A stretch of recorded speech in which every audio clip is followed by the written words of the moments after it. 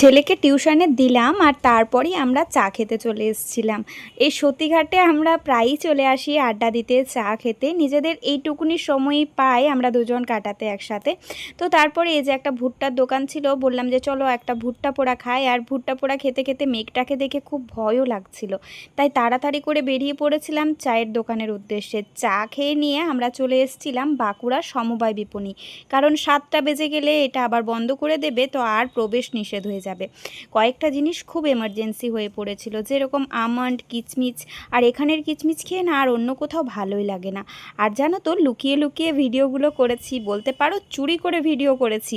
কারণ আমার না যে কোনো জায়গায় ওপেন ভিডিও করতে খুব ভয় পায়। অনেক অনেক জায়গায় আবার বলবে ভিডিও করা অ্যালাউ না।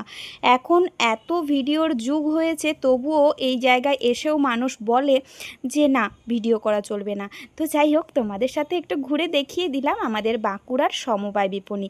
বলতে পারো আমাদের কাছে এগুলোই ছোটোখাটো শপিং মলের মতো। তো তারপরে খাদিমসে চলে এসেছিলাম। আমি একজোড়া পামশো নেবো, সামনেই শীতকাল আসছে। আর একটু হাঁটা চলা শুরু করেছি, তো আগের পামশোটা একটু অসুবিধা হচ্ছে, পায়ে ব্যথা হচ্ছে, তো তাই আর কি নিয়েছিলাম। আর তারপরই অনেকক্ষণ থেকে বায়না করার পর অবশেষে ফুচকা। প্রথমে জল ফুচকা খেয়ে নিয়েছিলাম, আর এখন শেষে শুকনো ফুচকা খেয়েছি। তো চলো, টাটা, দেখা হচ্ছে আবারও পরবর্তী ভিডিও।